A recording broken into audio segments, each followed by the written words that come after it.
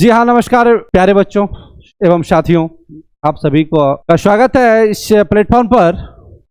और मैं कुंदन सर आज आपको बिहार में बेट परीक्षा की जो बातें हम पिछले वीडियो में लगातार लेके आ रहे थे कि बिहार में बेट परीक्षा 2024 खुशखबरी, पीजी पास बनेंगे असिस्टेंट प्रोफेसर। अब इसका रास्ता साफ हो गया और नवंबर में ही मिल जाएगा फॉर्म अप्लाई करने का डेट। अब देखिए, जो अभी तक की बात है तो थोड़ा मैं पीछे बात कर लेता हूं कि जो भी अभ्यर्थी पीजी पास है तो उसके लिए जो है असिस्टेंट प्रोफेसर का रास्ता साफ हो गया और 99% ये भी रास्ता साफ हो गया कि जो एपीआई सिस्टम है उसको हटाया जाएगा। और जैसे ही एपीआई सिस्टम हट जाता है तो पीजी वाले बच्चों के लिए ज्यादा खुशखबरी होगा।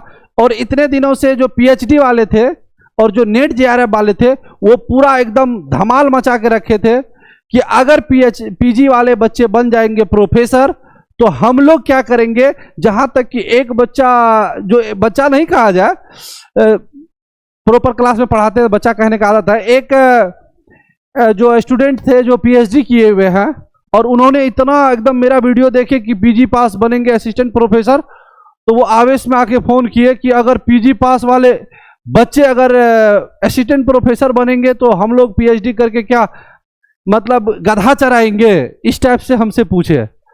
तो देखिए, अगर आप का क्वालिफिकेशन क्या है वो मैंने तो रखता है, साथ साथ थोड़ा आपका एबिलिटी भी मैंने रखता है। आप में पेशेंस होनी चाहिए और बातें को समझे। इस वीडियो में कहीं नहीं ये चीज का चर्चा है कि सिर्फ पीजी वाले बच्चे ही असिस्टेंट प्रोफेसर बनेंगे, सिर्फ नहीं लगा हुआ है। पीजी वाले को मौका मिला, अरे इतना दिन से तो पीएचडी वाले को ही मौका था, नेट जेआरएफ वाले को ही मौका था, तो फिर इतना दिन से आप गधा कहां चरा रहे थे? जब इतना दिन से असिस्टेंट प्रोफेसर की भर्ती हो रही थी और पीएचडी वाले अभी कह रहे कि हम कहां गधा चराने जाएंगे, तो इतना दिन से आप आए क्यों नहीं? लेकिन अब आपका रास्ता को रोकेगा कौन? पीजी वाले, चूंकि हट जाएगा एपीआई सिस्टम। 99% उम्मीद है एपीआई सिस्टम हटेगा। और बताए कि क्यों हट जाएगा?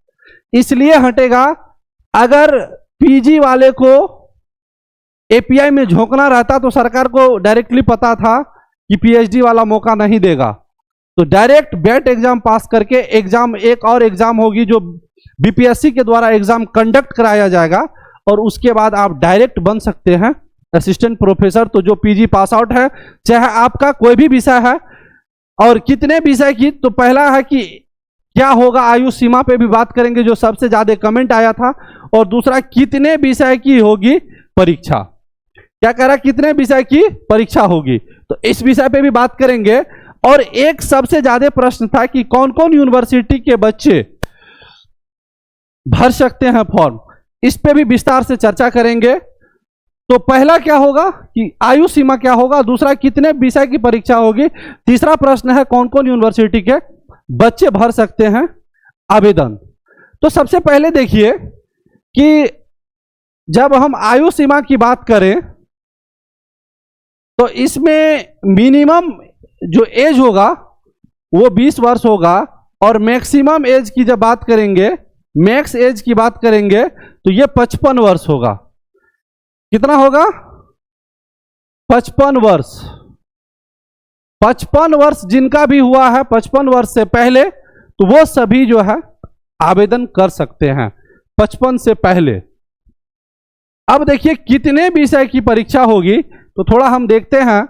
तो बात करें एक नंबर में एज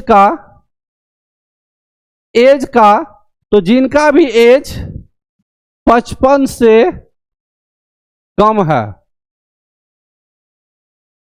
तो जिनका भी एज 55 से कम है तो उसके लिए क्या है, अपॉर्चुनिटी है, वो भर सकते हैं। साथ साथ अगर विषय का बात करें, विषय का बात किया जाए तो विषय कुल जो है 53 विषय पर बहाली होगी, 53 विषय पर बहाली होगी। और एक बात आप निश्चिंत रहें कि बिहार का यूनिवर्सिटी में, बिहार का जो भी यूनिवर्सिटी है, बिहार का जो भी विश्वविद्यालय है, उसमें जितने विषयों की पढ़ाई होती है सभी विषय पर बहाली होगी। तो इस बात के लिए आप निश्चिंत रहें कि बिहार में जितने विषय की पढ़ाई होती है विश्वविद्यालय में, कॉलेज में, यूनिवर्सिटी में, सभी विषय पे बहाली आना है। अब देखिए अगला प्रश्न था 3 नंबर में कि कौन कौन यूनिवर्सिटी के बच्चे फॉर्म भर सकते हैं। तो बहुत सारे स्टूडेंट जो हमको मैसेज कर रहे थे, सर हम नालंदा ओपन यूनिवर्सिटी से हैं, हम इग्नू से हैं और अदर यूनिवर्सिटी का। तो जब यूनिवर्सिटी का बात किया जाए, विश्वविद्यालय का बात किया जाए,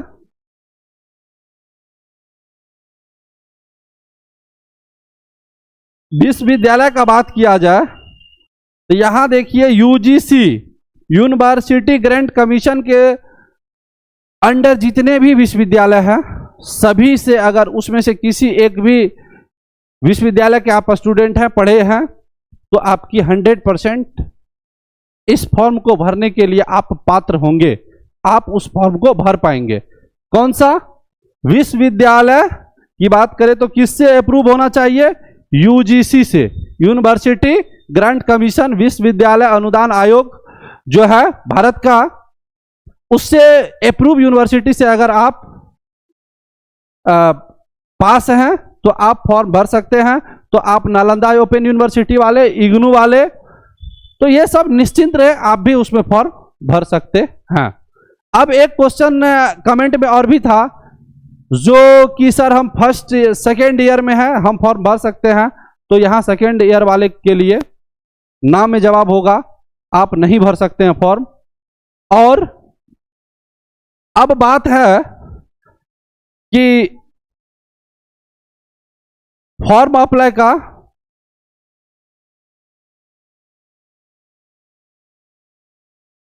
जब फॉर्म अप्लाई का बात आएगा तो नवंबर के लास्ट में ही फॉर्म आ जाएगा, क्योंकि सबसे ज्यादा था यहाँ पे समस्या बना हुआ बिहार पुलिस का रिजल्ट, तो जो कि कल ही जारी हो गया, और था क्या कहते हैं बीपीएससी टीआरई 3 का, तो बहुत जल्द ही बीपीएससी टीआरई 3 का आज कुछ रिजल्ट जारी हो रहा है और कुछ रिजल्ट 1-2 दिन में जारी हो जाएगा।